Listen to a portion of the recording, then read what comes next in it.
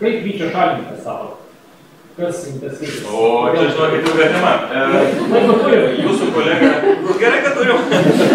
Jūsų kolega Winstonas Churchillis, kuris buvo Antro pasaulinio karo metais premjeras Didžiosios Britanijos, apie fanatizmą negali pasakė, sako, žinot, fanatikas tai yra žmogus, kuris nenori pakeisti nuomonės, o temos negali.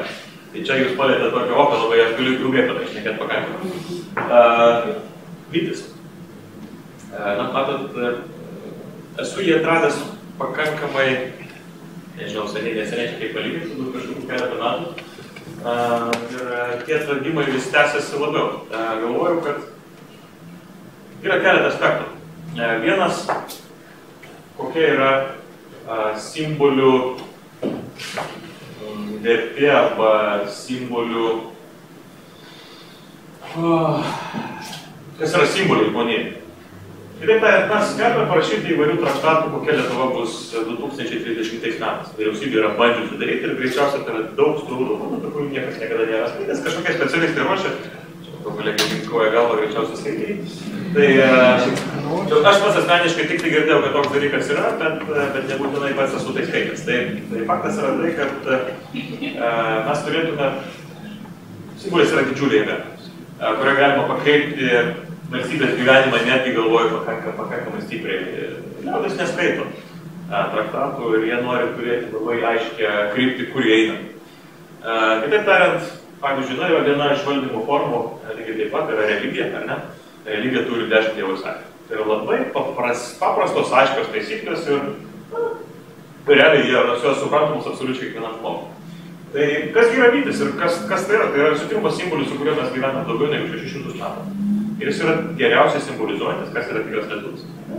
Tai yra individas, asmenybė, kuris naudojasi šiuolaikinė įranga arba įrankiais, turi labai aiškiai kryptį ir yra veržlė asmenybė.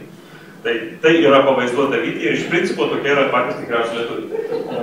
Čia turime. Nežinau, kodėl neturim vyčio vėliavos, bet mes su ambasadorė sutarėm, kad atsiras vyčio vėliava prie Obatą prieš valandą laiko, tai kad atsiras vyčio vėliava. Galiu paskolinti trumpam, nes paskui parašo prašysiu paspalinti. Tai čia geriau kaip visą laiką, kad paskolinti nereikia. Va, turėtų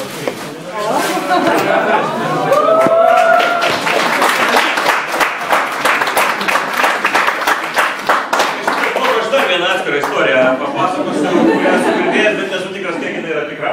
Ne, žemės čia reikia, bet... Jo, galima padėti. Ką čia papasakosiu? Apie šitą žmogų.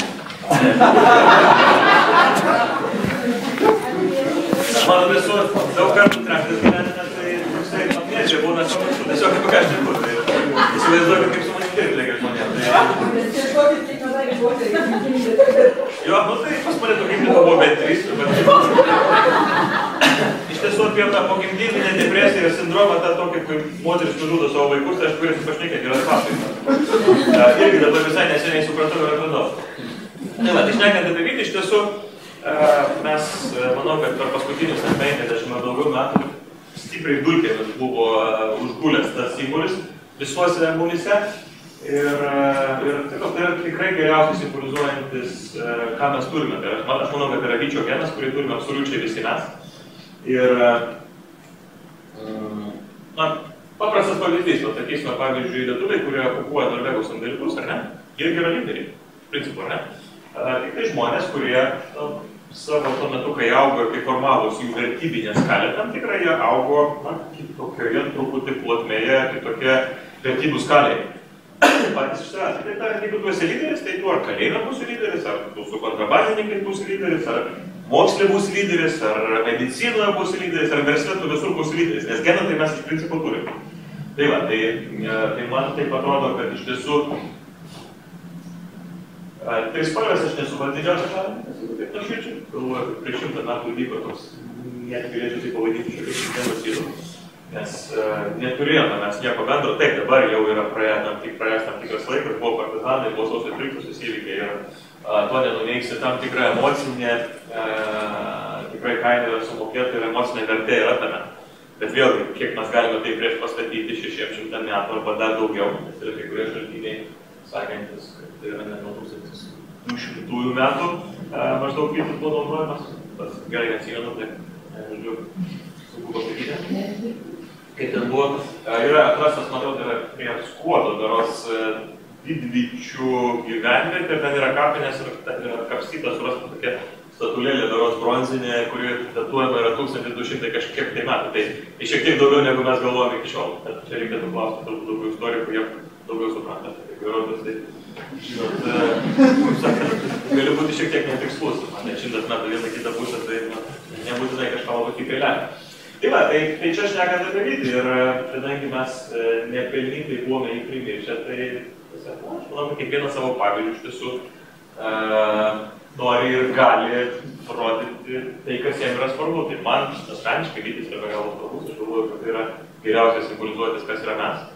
Ir yra daug valstybės žmonių, kurie ploja per petį, pareigas užimančių, sakė, Vytis žmonos rodė Vytį pasaulyje, bet iš tiesų ne pasaulyje, aš įrodau lietuviams, kurie būdami vyčiais, tai yra būdami savo srities geriausiais, paimtų ir tada pasauliu parodyti, kad yra lietuviai iš tiesų. Tai čia kartais tie traktavimai būna šiek tiek kitokie, negu jie yra manyje, arba negu taip, kaip aš tai norėčiau matyti, bet nieko tokio, čia gyvenimiška turbūt. Tai yra tam tikra socialinė misija ir turbūt komandos aprangoje yra automobilimas pačias geriausias vietas, kol kas atiduodame Vyčiui, kol dar sugebame su partneriais susitarti ir pasakyti, kad žinot, jūs nesate tokias svarbus, bet šitą užduotis turi reikalų, kuriuos turim padaryti ir kol kas mums pavyko.